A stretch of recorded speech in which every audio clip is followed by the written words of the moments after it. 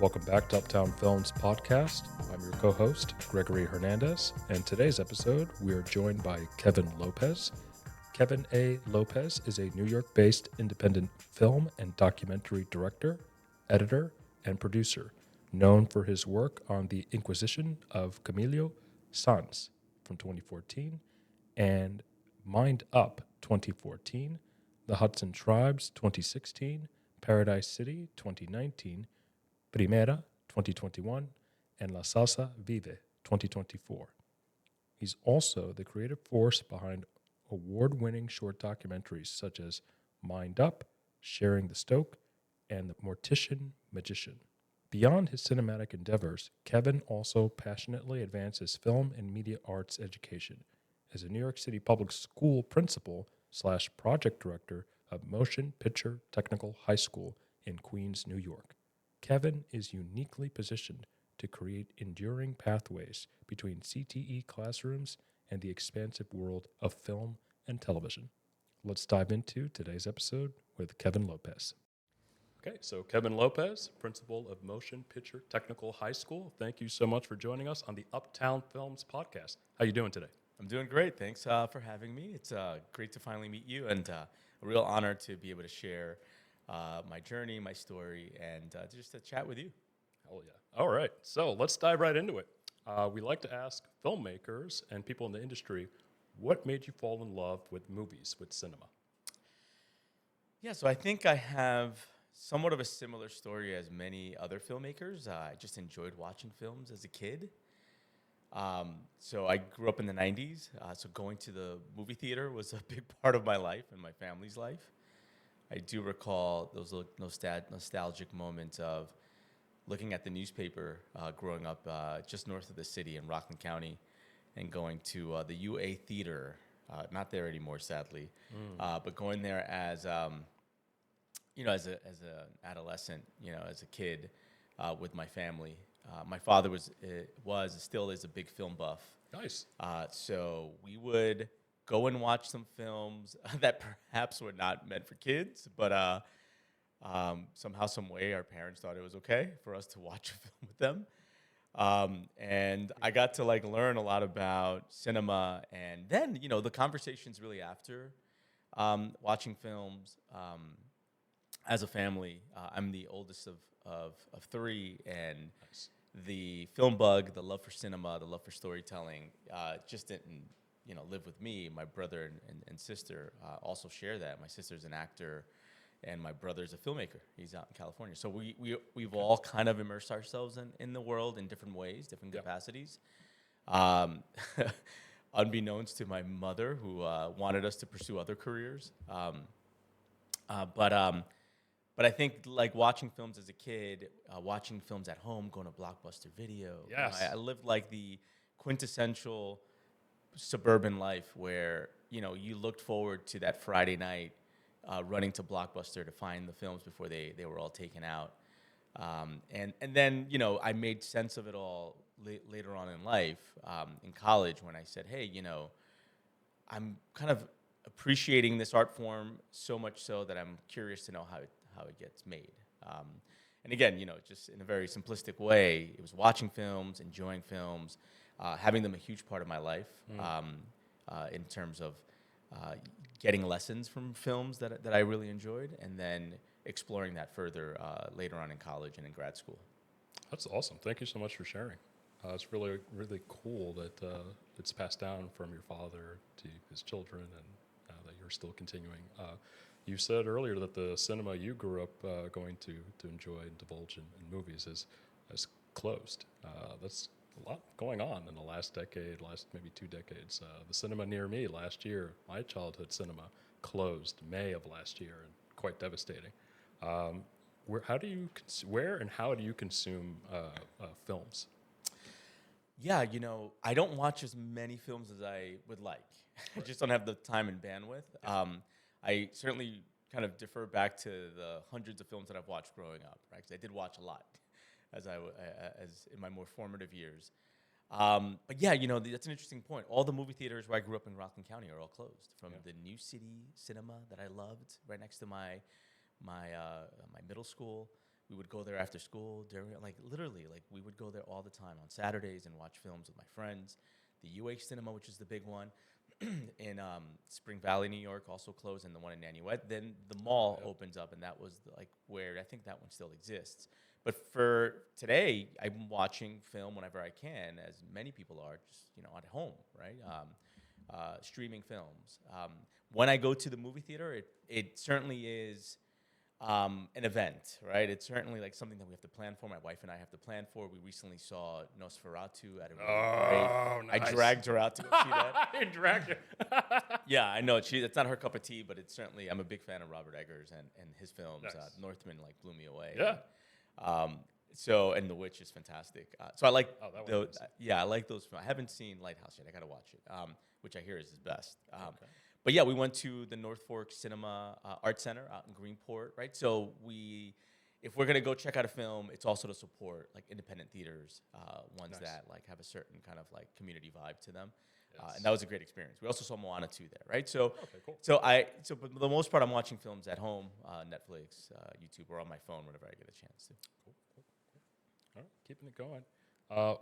You're also a filmmaker. In addition to being an educator and a principal at Motion Picture Technical High School in Sunnyside, Queens, you're also a filmmaker. What made you want to become a filmmaker? Not just a cinephile lover, but actually going about and making the films. Yeah, so I am a filmmaker before anything.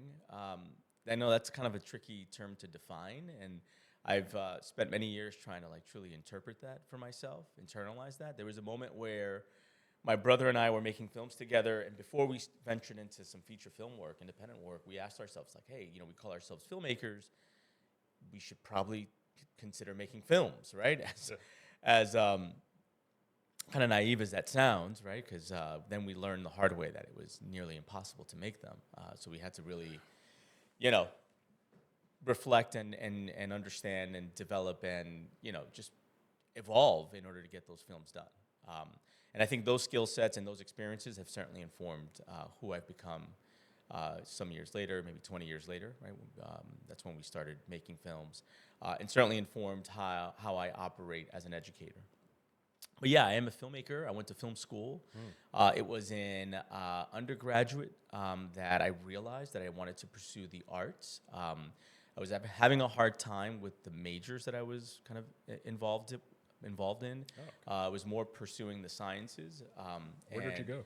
To SUNY Buffalo, the University of Buffalo. Yeah, it was a great school. Really enjoyed my experience, but had a hard time with the classes that I was enrolled in. And again, for many years, I just was encouraged by my parents to pursue the more traditional professions.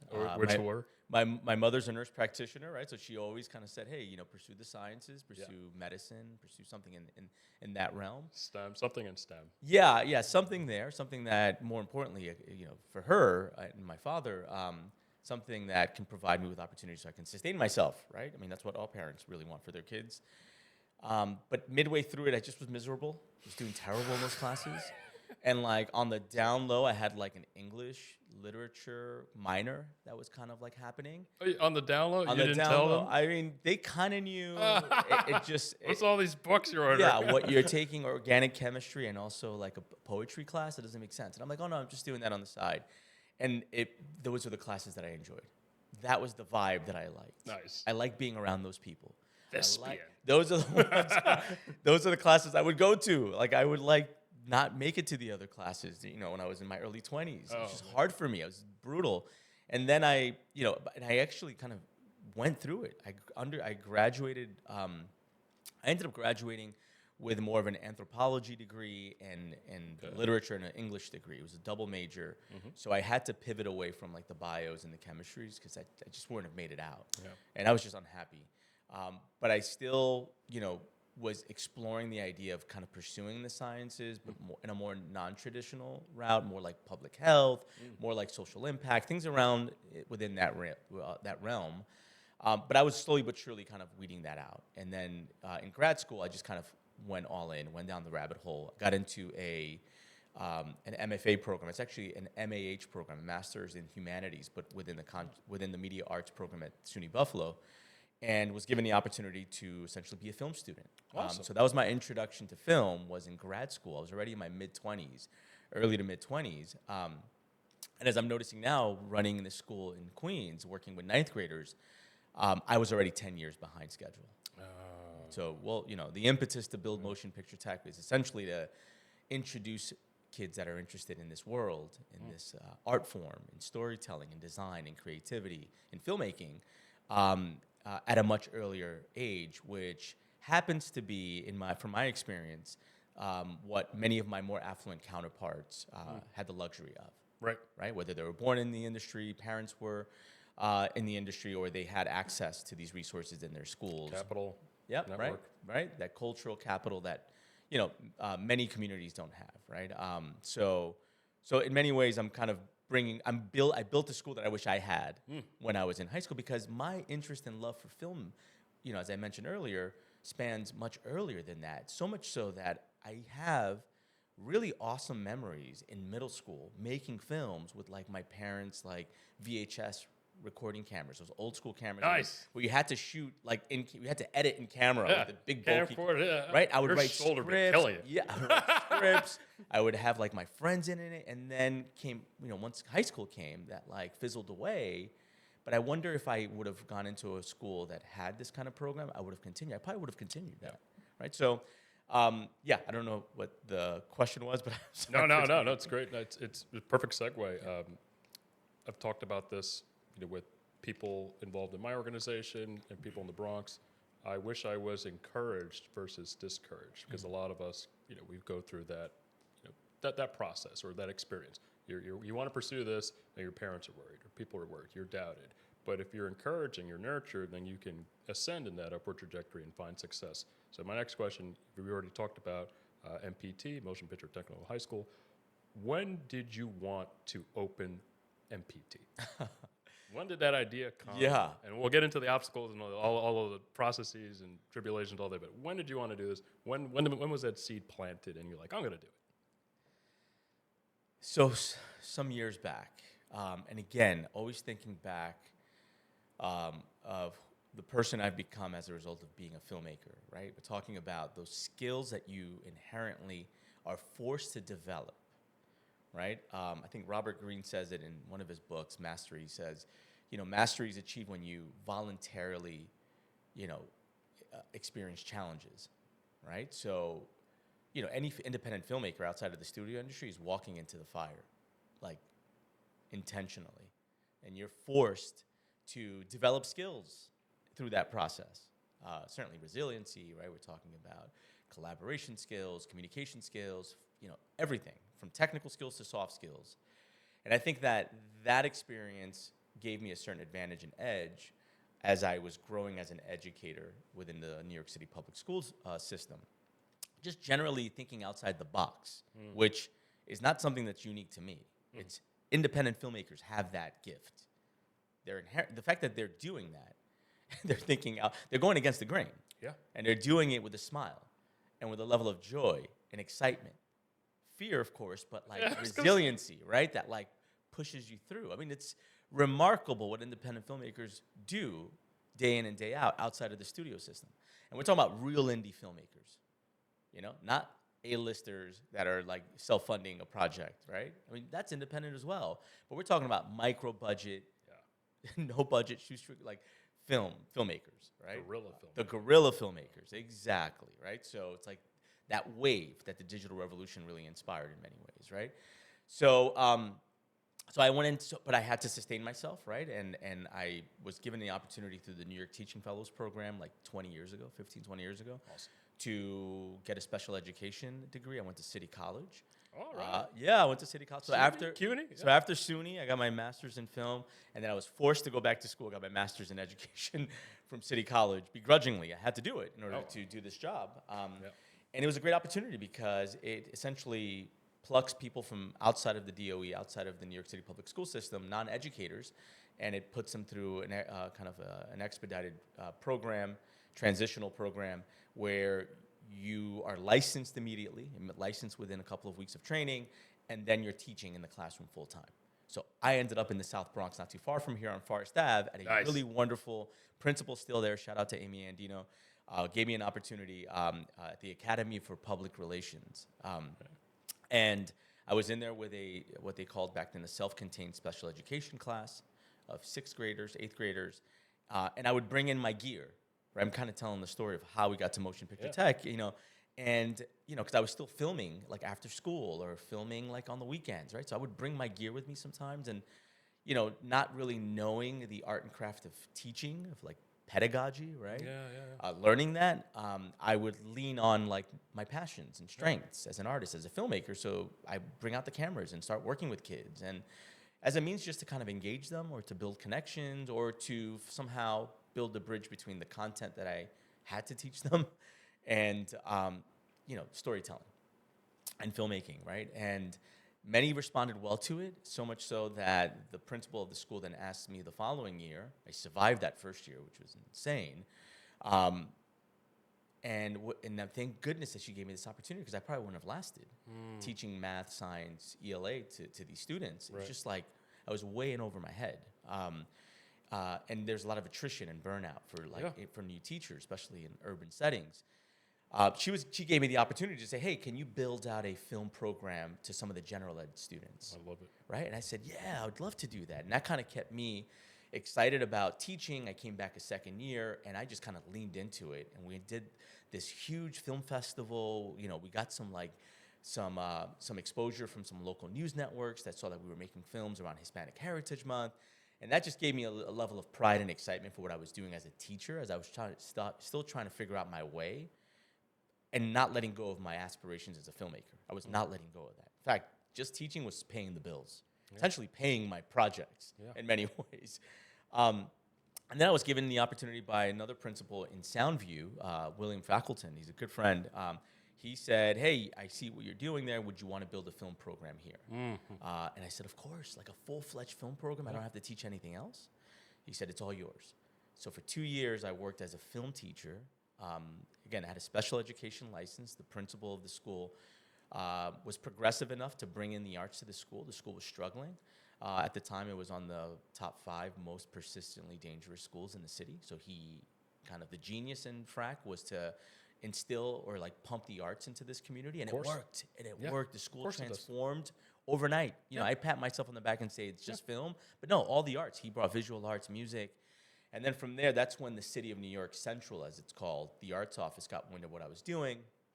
And they came in, and a gentleman by the name of Peter Avery, who's the current director of theater, has been a mentor of mine for many, many years, good friend, essentially plucked me out of there and put me, and essentially recommended me for the position at Frank Sinatra School of the Arts. Amazing. To run the film program there. Now, that's a dream come true, right? To go from a tiny little middle school in Soundview teaching film to overnight running or co-running one of the best film studios, film programs, public film programs in the country at this remarkable performing arts school in Astoria. Right across the street from the Museum of the Moving Image, right across the street from Kaufman Astoria Studios, right? And surrounded by aspiring filmmakers that really wanted to pursue this for a living. So that changed my life. And that was actually the same year that my brother and I produced our first film, The Inquisition of Camilo Sanz. So this balance between leaning in heavily and working at the highest level in film education, public film education, at Sinatra, and also venturing into feature filmmaking with my brother through LPZ Media at the time, was a challenge. How to navigate both worlds, how to do it in a way where I wouldn't burn out, how to do it in a way that really pushed the envelope in both ends. I mean, luckily enough, I'm 45 now. It was back when I was 31, 32. I had a lot more energy. I didn't have kids, right? I got 4 kids now. Congrats. Thank you. So I didn't have all those responsibilities that I have now, but I'm glad I did it because we doubled down, my brother and I. I went even harder at my job as an educator, now as a full-time film teacher. And that's when the wheels started turning for me. My experiences on set, getting me closer to the world of film, but also understanding the power that, training and teaching young people at an early age has. Yes. Just changed my life and put me on this track where I am now, where I'm still producing films and I launched Motion Picture Technical High School, my very own film school for the city of New York. That's amazing, Kevin. Truly inspiring, and thank you for, really just giving us a granular view of your journey. I just want to say it's so true, and it's amazing to hear. Hey, I was teaching at this school in Soundview and teaching here in the Bronx, and this school or this area was labeled as dangerous. And how do you alleviate that? Of course, with the arts. I just love to hear that. We need more of that in public education, and of course, there is a lot of burnout and attrition with young educators when they enter this field. So You know what? And just to say, piggyback off that, it's to see the impact that film was having on kids was enormously empowering and inspiring for me. Like I realized that I was on a journey that required me to push further. Like this whole notion of film arts education, media arts education, it's still so young and new. Not many people understand it. I agree. It's not a licensed practice in the state of New York yet. And there's only a few. I was only one of maybe several dozen film programs around the city. That was exciting for me as like an independent filmmaker, as a producer, as an entrepreneur, and said, there's a need, there's a demand. Yes. And I know that there are kids out there that love this, right? So I just made it a mission of mine to just continue growing as a film educator, right? Like I really became a bona fide, legitimate film teacher for the city of New York, and I wanted to then beat the drum hard and rally all the other like-minded licensed teachers around New York City that were also interested or were running film programs, because I wanted to build community around that. Because the goal for me has always been, and still continues to be, that there needs to be film programs in every school, film programs across the entire country. Love it. Like literally every school will benefit from a film, or if you want to call it a media arts program. Yeah. I mean, it's evolved, right? And that's what that's where we're landed now at Motion Picture Tech. What the possibilities are, and I'm using this as a framework that other potential schools and school districts can use, should they choose to go in this direction. I agree 1,000% with that, and it should be just mandated in every school. We have film, TV, just visual learning. My background, a little bit on me, and I'll connect it back to what you're doing. I used to work at the Educational Video Center. So right before the pandemic hit, I was working there, and then we went from in-person to virtual, which is scary. And now I'm full-time at LaGuardia Community College. I'm a program manager. So obviously there's opportunities here for synergy, and we can discuss that. And I can't wait to get a tour at MPT, and can't wait to bring you over to LaGuardia. Yeah, it's awesome. And also run a nonprofit, a Bronx Independent Cinema Center. So we're looking to bring a cinema and plus a center to the Bronx. Love it. So I want to ask, thank you. I want to ask, when did you open the doors for MPT? And of course, entrepreneur, educator, founders here, what have been some of the obstacles that you've had to overcome and are still, dealing with? Yeah. So we launched Motion Picture Technical High School in September of 2024. So we are now 5 months in. Amazing. We just finished. I just sent out an email to my staff congratulating them for completing the first historic term of the school. Yes. I mean, every day we make history, right? And I take enormous pride in being not only the founding principal, but being able to work with my founding faculty and staff, my founding students, my founding families. We're all founders. We created a school in New York City, let alone a film school, let alone an art school. So we just launched recently. Like I mentioned earlier, it's been in the works for many, many years. I've been kind of thinking about it. I've always said that there was a point where I said that this was the kind of end goal, and I'm realizing that this is just the beginning. Yeah. Right? And that's the beauty of pushing the boundaries, following your dreams, is that if once you think you get to that moment, you realize that's opening up other opportunities and other ideas. So I'm super proud. I'm rocking the shirt, Motion Picture Tech. When you come and visit, we got some swag for you guys as well. Awesome. The name of the school is something that we worked on heavily with with my district, Motion Picture Tech, although it's in District 30 geographically, which is like northern Queens. It's in Sunnyside right now. We're going to move over to a brand new building in Woodside. Oh, okay. We're under the Urban Assembly and CUNY network of schools, and that's under Superintendent Walsh, which is great. Fred Walsh is fantastic. He's been an amazing thought partner. He's the best boss I could ever ask for. He's a film guy, somebody who's originally from California. All right. Has a lot of friends in the industry and understands the value of exposing kids to all the different opportunities that are that thrive in film and television that are considered below the line production jobs, right? So, so the school is supported by both not only the arts office. Again, it's under Urban Assembly and CUNY, but it's supported by the Arts Office and in partnership with the Career and Technical Education Office, CTE. Yep. So it's a film CTE school, essentially training students for these below-the-line production jobs through pathways that we're developing. And, to answer your question about, like, challenges, we're experiencing everything under the sun as a startup school. So you can imagine, like, just the challenges of building a school from scratch in New York City at an urban setting. We are an unscreened school, so we have a variety of learning abilities, and students can apply without having to jump through hoops. Many of the art schools in New York City, like the stronger, more recognized art schools, are portfolio-based schools or screen schools. So like LaGuardia High School, right, Performing Arts, Sinatra Art and Design, these are all screen schools. So kids have to apply to those schools and submit portfolios. And thousands upon thousands of kids try to get into those schools. As an unscreened school, any kid that has a burning passion and interest in filmmaking can apply. So that was really the impetus and the motivation to build a school like this, a school that essentially was going to help an industry that is, as we know, is historically exclusive, but that wants change, that wants to be more diverse. We needed to certainly break down those barriers in high school as early as 8th grade, because we realized a lot of kids weren't pursuing what they wanted to pursue because of the portfolio process. So the school is unscreened. Kids don't have to submit anything fancy. They just have to apply via the very simple portal that the public school system offers. You're watching Uptown Films, so keep watching Films Uptown. Hey there, I'm Nicole Tay, and you're watching Uptown Films.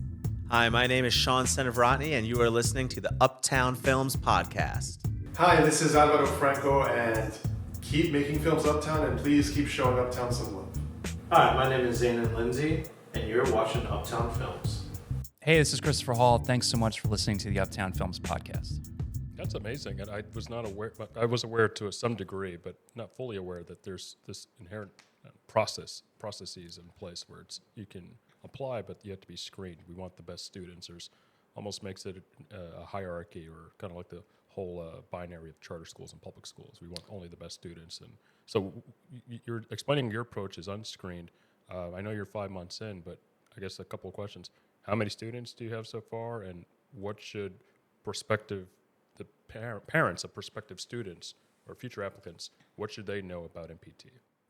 Yeah, great question. One thing's for sure is there's a demand. Yeah. When we first initially pitched this idea and we were in talks with the former Chancellor David Banks, who were very supportive of this project from the very beginning, question is, hey, there are some other film programs that exist already. There's great programs. ACTVF has a fantastic film program that's very similar to ours in terms of training kids for below-the-line jobs. Sinatra has a film studio. Art and Design has a film studio. And the list goes on and on. There's programs around the city. Not many, but there are some really strong. There's one in the Bronx, the Cinema School. That's I was going to say. Yeah. So when asked, hey, why another film program? I said, certainly, very candidly, that we need 20 more. Because there's a demand out there. There's so many kids out there that certainly have a love and affinity towards the arts, but not in a traditional sense, right? They're more like builders. They're craftsmen, right? Yeah. They're designers, right? They're editors. They're playing on these like platforms. They're making animations on Procreate. They're using Canva. I mean, they tell stories, right? They love music. They produce music. I mean, and that's what filmmaking is, right? It's a consolidation of art forms. Right, it's a mixture of different mediums, right, to produce one beautiful piece of cinema, right, a piece of art form that's driven by the audiovisual experience. So we wanted to kind of extend an olive branch to those communities and those kids, and the numbers were staggering from the very beginning. I mean, literally, September of 2024, Sorry, even before that, the previous year when we were planning this, we came up with the name, and we had like a small, like 2-month window to spread the word about the school so that people could apply. And with only 200 seats for our first year, because we're at capacity, will be 800 students, and each year will be 200 students. About 600 to 700 kids applied for this incoming class. Wow. Which was amazing for a school that didn't exist, right? Certainly, I had to do my due diligence to get the word out. I obviously am very excited about it. I'm a filmmaker. I know how to talk to kids. I know how to invite students. But I'm also very intentional on being clear with what students are going to walk into, so that students that aren't sure of whether or not this is a good fit for them can make the right decision. Because the last thing I want to do is invite students in that don't like film, that don't want anything to do with it. It'll be a huge disservice to them, because we live and breathe film at Motion Picture Tech. I mean, literally the minute you walk in, kids are in production mode. Kids are production ready every day. These are kids that have never done any of this stuff before. Some of them have, but most of them, this is the first time that they're venturing into this world. So, so obviously we are off to a great start. The kids that are there right now with us, they're fantastic. We have about 185 students. Things are starting to click now in a way that weren't making sense at the beginning of the school year. It was still very abstract. Kids were wondering, scratching their heads, like, where are they? Yeah. Some were asking, like, was this what I expected?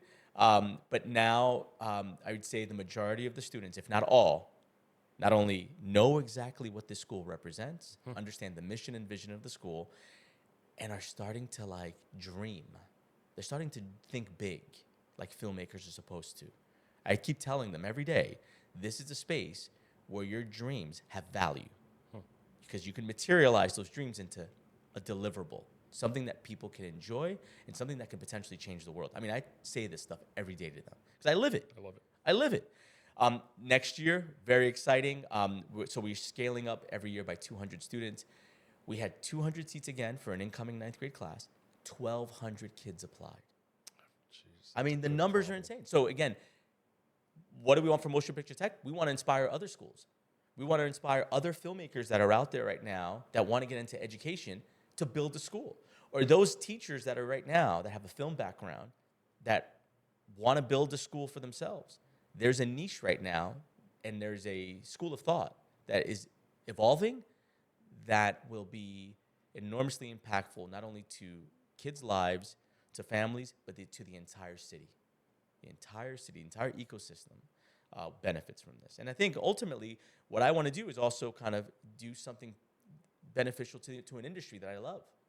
An industry that I'm not necessarily a part of. I'm kind of still like outside of that in many ways. What do you mean? I've never really been funded by, the studio system. Oh. In that kind of traditional sense. I didn't work my way up through production. I'm not an IATSE member, right? So I'm an independent filmmaker. I've kind of lived outside of that. But many of us do, right? So I think that for an industry that wants to be more diverse, in order to truly achieve that, not only is it going to take some time, it's the long game, but for me, it has to happen from the ground up through public education. It's the only way. The only way. DEI efforts and CSR efforts are being dismantled across the country right now. What do you mean by CSR? So corporate social responsibility, like offices and arms from bigger companies, or equity and inclusion efforts, right? That like bring in filmmakers of color, generally adults, right, to like make films. A lot of those programs, as we're seeing now, aren't sustainable. And the trainings, yeah, like the labs and stuff, right, that like really help empower diverse voices. Those that we're seeing now, right, are kind of changing or disappearing or dissipating. But public education doesn't go anywhere. Right. And with the right partnerships, and with the right people leading the movement, is a movement. Again, it's public education, it's city governments. I represent city government as a principal in partnership with the industry, right, with the private sector, IATSE, post-secondaries, right, the colleges, and CBOs, right, like Ghetto Film School, like Real Works, right? When all these 5 orbs are dancing beautifully together, doors open up for kids. And all of a sudden, the 9th grader that's in my school right now, 20 years down the line, is going to be running Netflix or Warner Brothers. I'm 100% convinced that what we're doing right now is revolutionary on so many levels. And I take great pride and joy in that. So is that the pitch then, going back to, growing up? Let's say it this way. Is that the pitch to, let's say, a 14-year-old's parent who's like, I'm still skeptical. What if, he, she, they, this is their hobby and I don't see, like, are they only doing cameras at the school? What about the math? They're only 14. I want them to be well-rounded. What's the pitch to a skeptic, a doubter, a parent who is, I don't want to say, keeping that child hostage, but their child, they can't make the decision. They're like, Mom, this is great. This will be a game. This is going to work. You're like, I don't see it. What's the pitch to a skeptical parent? It's a great question. So I think, generally speaking, we completely understand that once we're at full scale, 800 students, not all 800 kids are going to pursue entertainment, and that's totally okay. Some will pursue the specific pathways that we're creating. So the first response to families is, hey, we're approaching a film school not through the romantic or traditional sense. I went to film school and I was taught how to make a film, but not how to start a career. You feel me? Exactly. I can make a film, but I had no idea how to make a living in that industry, that multi-billion-dollar industry. I couldn't figure out how to make a living. So we're telling parents we're getting kids jobs. So we're approaching it through the technical trades, right? So our pathways are production, post-production, and crafts design. It's 95% of the jobs in film and television, in production, right? It's everything except for producers, directors, writers, directors. That's above the line, right? Below the line are all the end credits that you see. Best boy, grip, AC, camera operator, hair and makeup, right? Prop master. I mean, the list goes on and on. VFX supervisor, right? Editor, assistant editor. Those are the roles that we are heavily training for and marketing at Motion Picture Tech. But it's still a film school, right? So we have to create art. We're at the intersection of media arts, of film and CTE, right? So I tell parents, our job is to not only expose kids to the different professional unionized roles that are out there. Yeah. Number one, it's understanding what all the end credits are. Those are actual jobs, and people make pretty good money there. And people are generally happy there, right, in those jobs. Number two, we are going to create a pathway so that you can get your foot in the door. So our school is responsible in partnership with like a LaGuardia Community College or a Queens College, in partnership with the unions, in partnership with the state, in partnership with our partners in the private sector, right? CAA, Warner Brothers, HBO, Roybal, so that our students that graduate can then have jobs waiting for them if they choose to go in that direction. And then the third one is the really great one. This is the one that really makes us different. We are going to then prepare those kids with the soft skills so that once they get that job, they don't get fired in day one. They keep that job, right? It's a relationships-based industry. You got to show up on time. You got to work with a smile. You got to be professional. You got to take initiative. All those soft skills that are oftentimes neglected in traditional education, you as a filmmaker know that you build those skills while you're making work. So the soft skills are just as important, and we tell them that if with developing themselves intellectually, culturally, and through these soft skills that prepare them for the film and television industry that awaits them, should they choose to go in that direction. If they do not do that, they don't want to pursue that, they can still take those skills to any industry that they want. So we're preparing like leaders across the board, right? Imagine that filmmaker or that student that went through Motion Picture Tech over the 4 years, worked on a bunch of films, got their CTE endorsement, graduated with their Regents diploma, right? Did everything they had to do, had internships, did the work-based learning program, built a network, and then says, no, film's not for me. I'm going to go pursue law or journalism or politics. That person will be a filmmaker in their back pocket. They have skill sets that will make them shine anywhere. Contingency plan, well-rounded. They can have make options. In the end, they can make money on the side if they need to. They can also communicate effectively. They can also think outside the box, think creatively. And now, more than ever, the ability to think creatively is probably more valuable than ever before with all these technologies evolving. Yeah. So they can stand on their own 2 feet, look around, like, okay, here's what I can do. If that doesn't work, plan B, plan C. If I'll look into the camera. If you're a parent, I mean, come on. Okay, I love it. Motion Picture Technical High School. Wait, what are you waiting for? Apply. I want to now go back to your professional, personal background in filmmaking. You have a terrific film coming up called La Salsa Vive. For those of you who don't speak Spanish, salsa lives. It's going to make its premiere at the South by Southwest Film Festival, the eclectic and amazing, prestigious South by Southwest Film Festival. So congratulations. Thank you. You're welcome. Can you please tell us more about this documentary on salsa, La Salsa Vive? Yeah, it's the dream come true in many ways. It's one of those projects that we started a couple of years ago. Hopefully, by the time this podcast comes out, the announcement's made at South by Southwest. We're very thrilled and excited to be a part of it. I'm one of the producers on the project. A good friend of mine, an incredible director, Juan Carvajal, directed this. He's also the founder essentially of the Colombian International Film Festival. That I've had the privilege of screening some work in some years ago. That's how I met him, nearly 10, 15 years ago with our first film. And, this is an idea that he's been telling me for quite some time. It's a passion project of his. He is originally from Cali, Colombia, and now lives in New York. So he obviously has a deep passion for both cities, for music, for salsa music, for culture. And, in full disclosure, when he initially started pitching this idea to me many years ago, it just wasn't sticking, wasn't resonating. But I had the great opportunity to collaborate with him on another potential project that we were developing.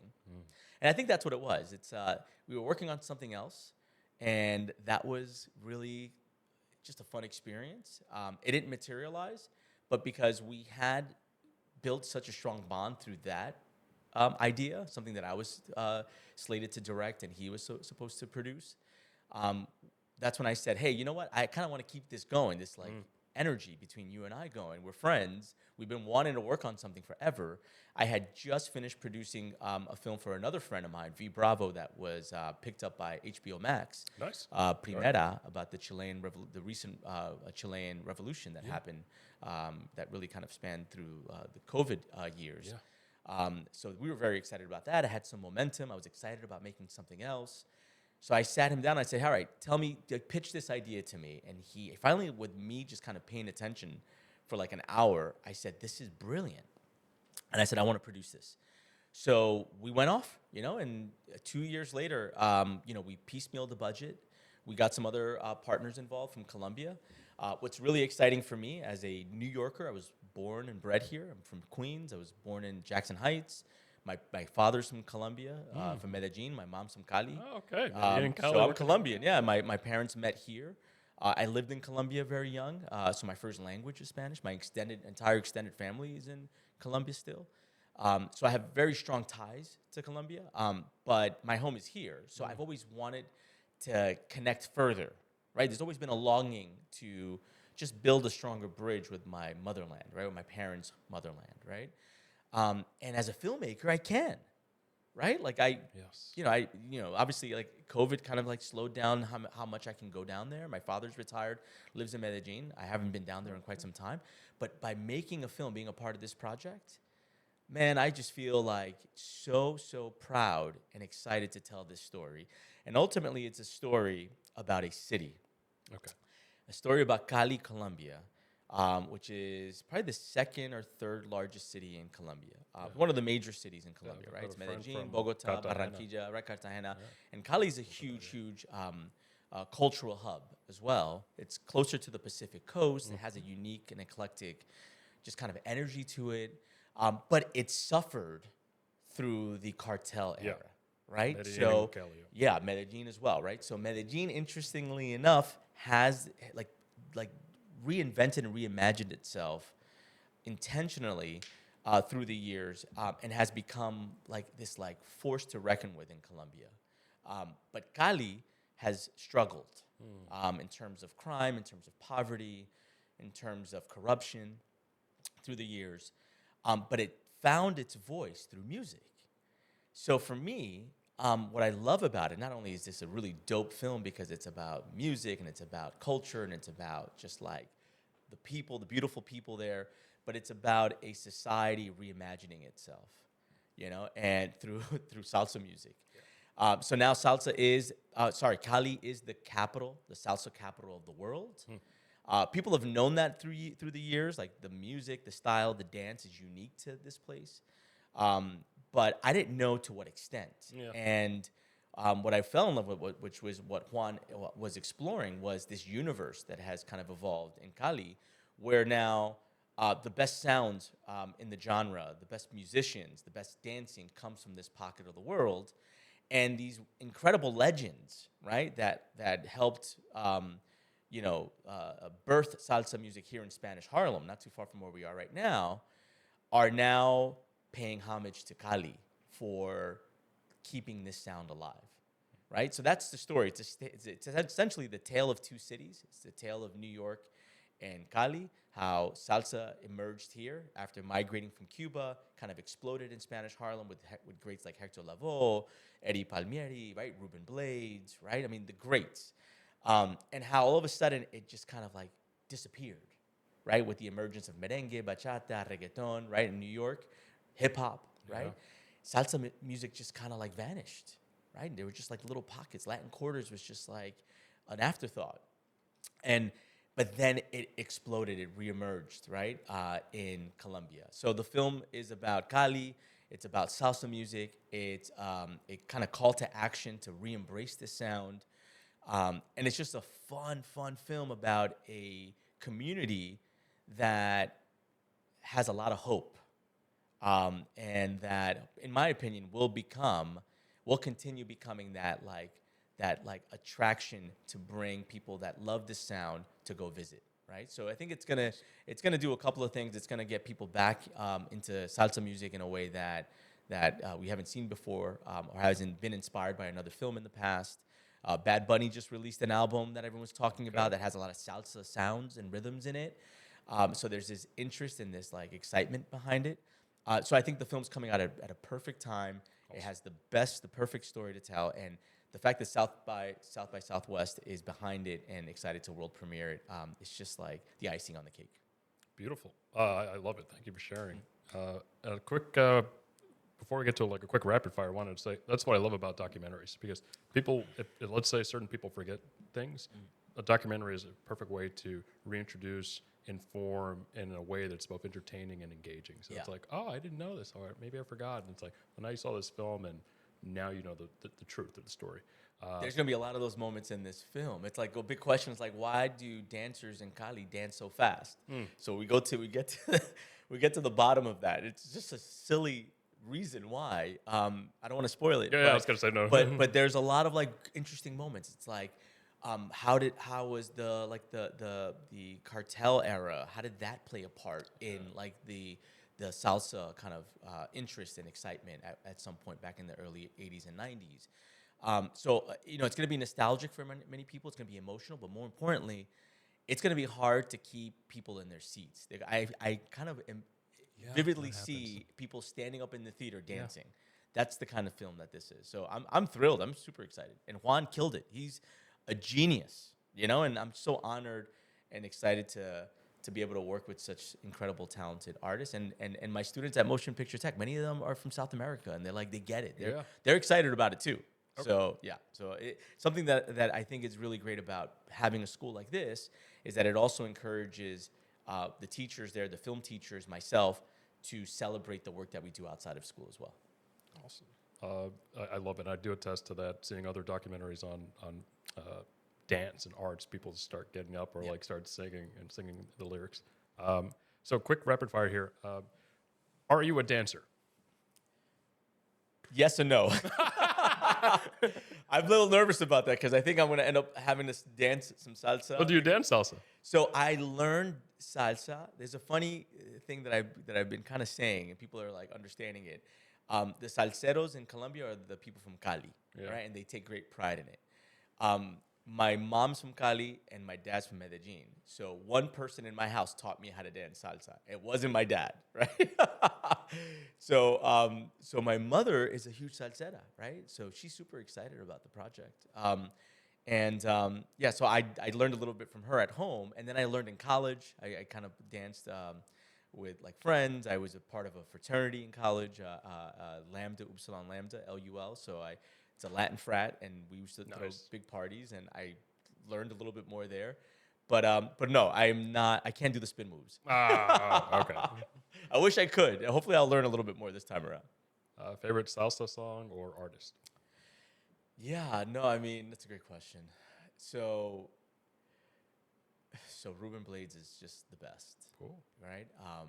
But I've been listening a lot to Gran Combo recently. So I'm like going back to listening to salsa songs that I heard growing up, right? So my dad, again, the big film buff, he was also a big salsa music buff. So he was okay, like awesome. So he was like the appreciator, the connoisseur of music, whereas my mom was the dancer. Oh, okay, that's a great mix. Yeah. So my dad played them all. He knew the lyrics to them. I was about to ask, do you have any Ruben Blade or lyrics you want to share? Any song? Well, Just you a know, sample? So Feel free in Spanish by all means. Anything. That's well, you know, one interesting bar. about El Gran Combo right now. I'm listening to it on my way here. I was listening to it as well. Nice. Un Verano en Nueva York. It's Bad Bunny remixed it on his new album as well. But even before that, it's a song that I've been listening to in the last couple of Summer months. New York. Yeah, and so that's what I love, and that's what the film also explores, is that the real pure salsa music, and Ruben Blades says it better than anyone in the film. The real like pure salsa music talks about everyday life. Talks about just the most mundane and just normal things, you know, from the fire hydrant down the street to the park. And Un Verano en Nueva York, if you listen to the lyrics, they're talking about going up to Bear Mountain.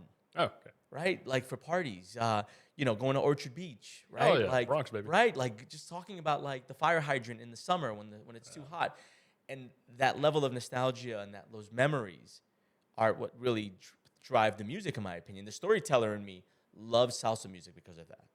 So yeah, so Un Verano en Nueva York is like the one that I have it on repeat right now. Awesome. Yeah.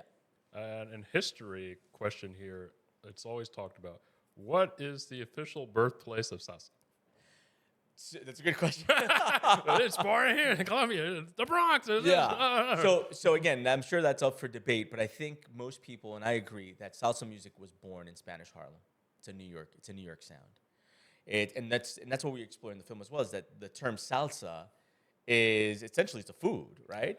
Yeah. But it's the analogy that there's many different flavors, many different sounds. And in this case, as Larry Harlow explains in the film and some of the stock footage that we have, it's a little bit of like, Cuban son with a little bit of like American pop, a little rock. It has obviously like, New York jazz mixed into it, right? And a couple of other Latin sounds. So it is a salsa in many ways, but that concoction was mastered here in Spanish Harlem. It has its origins in Cuba, right? But salsa is New York. Favorite food place in Queens? Oh, man. Yeah. So I'm a big fan.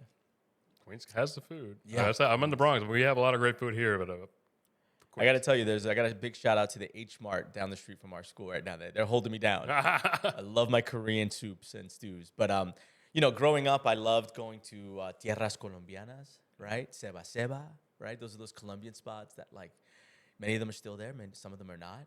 But I would say Tierras Colombianas is, like, the spot. That's the spot, like, on Roosevelt, in Jackson Heights, where you can get a really good bandeja paisa and a nice, sancocho. That's really great. love it.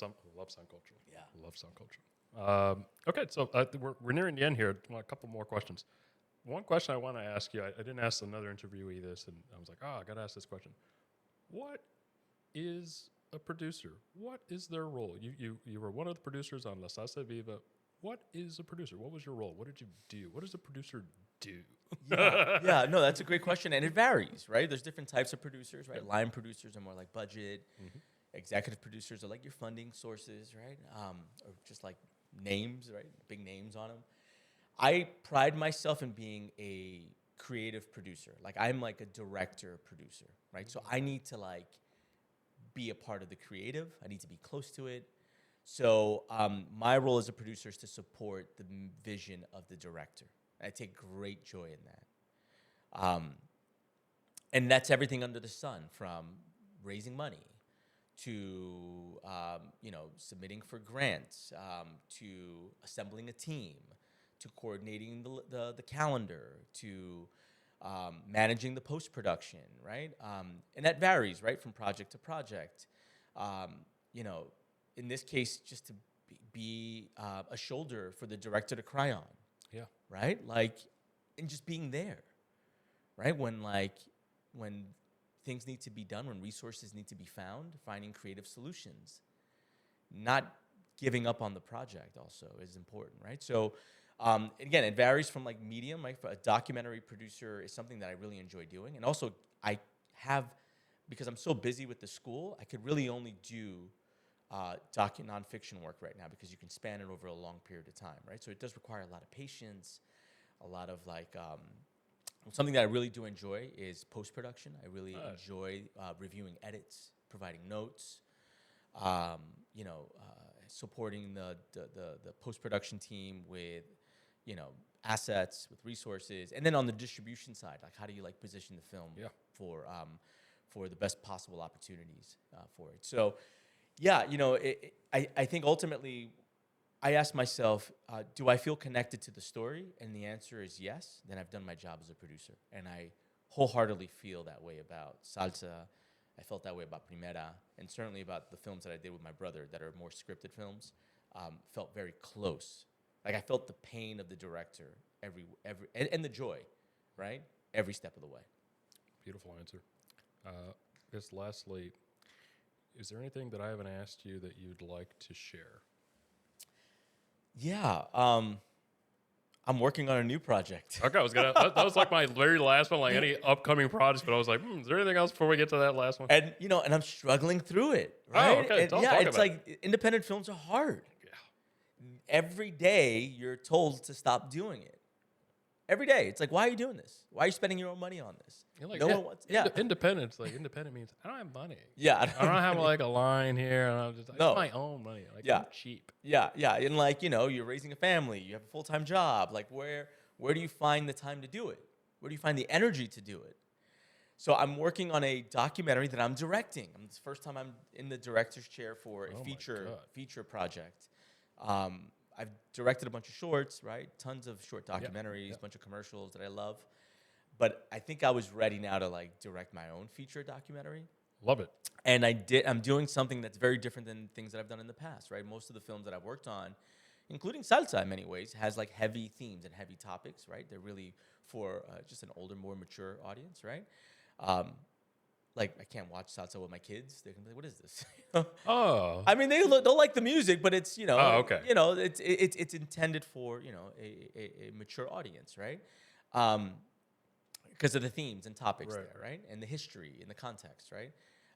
But this one that I'm working on, I'm deliberately making a film that I can watch with my 7-year-old daughter, right? And it's a film about a Bronx native, Anthony Rubio, who happens to be one of the most renowned pet fashion designers in the world. Oh my God. I mean, dude, this guy's story is Didn't know incredible. about him at all. And not many people know about him because the world of pet fashion is so small. Yeah, very niche. Yeah. Niche, right? It's kind of in the shadows, as I say, of the human fashion world, of course, and of the traditional dog shows. Huh. Right? This is kind of in the shadows of like the traditional Westminster dog show, right? So it's like those are two very different worlds. Pet fashion's kind of mixed within both. Yeah. And then there's a whole layer of animal advocacy and welfare and pet rescues that like really ties into the story about this incredible human being that I just happened to stumble upon. And after some months of getting to know him, I said, all right, this is the project that I'm working on. And we've been shooting it for 2 years. Oh, wow. That's great. Yeah, like with very little funding. I've been self-financing this the entire time. I've been in talks with many, many people that are interested. We had a conversation with TLC. There was a studio in California that was super fascinated with the story. People are interested. But again, documentaries are hard to fund right now. Yeah. Especially films that are, pardon, I'm like, so other documentaries that are not like true crime or like have like themes around celebrities are hard sell. That's what I was told by the folks at Doc NYC. Dude, like, I get it all. Docu-series, documentary. I get it from everyone. I get friends that are in the industry that are like heads of like departments and studios that like me as a person, like the story, but say don't make this film. Yeah. I've been told, don't make this film. Right? I'm like, all right, come on. You know, obviously, you're telling the wrong guy that. And you know what? And like, I love them for telling me that, right? Because that's part of the process, right? You have to question yourself, and you got to hear feedback from others. But I'm very excited because we're in the edit process now. I have a great team. Great. The team is the one that's been supporting me in terms of saying, don't give up. We're not going to give up. That's what you need. Right? So everyone's kind of on deferred payments, or I've paid people out of pocket. Got to give them a shout out. Freddie Chica is one of my editors. Jasmine Lewis is one of my editors. Derek Mindler is an awesome cinematographer. Destiny Arturette is my producer. Randy McCall, a producer. Ornella Sheffney is my producer. Like, I got like friends behind this project. Ray Gorbea, an associate producer and operator. And they're the ones that had said, keep going. Okay. So we're in the process of assembling a rough cut right now. I'll be excited to share it with you once we have it ready. Well, it sounds like you have a terrific core team. A couple of quick questions. What did you guys shoot on, and then what are you editing on? So we're editing on Adobe Premiere. Okay. We have 2 editors working on it simultaneously. We're taking the different acts together. We've produced a work sample. The film was partly funded by the Huntington Arts Council, so I got to give props to HAC for their support. Auburn Pictures is a really great production company that's been supportive, run by Catherine Gunn. She's our fiscal sponsor. So any contributions to the film, any investments in the film, any donations to the film are all tax deductible, tax exempt through our fiscal sponsor, right? So we put things in place so that we really minimize risk for folks that are supporting the project. So we've raised a little bit of capital that way, but we're still looking for more, right? We're still looking for funding for the remaining post-production. We need to shoot some more things. Yeah, it's a team that's like been pushing this project forward because we see that there's an audience for this. And I see personally the value of being able to produce content for a lot of these streamers, all of these networks where, myself and my family can watch together.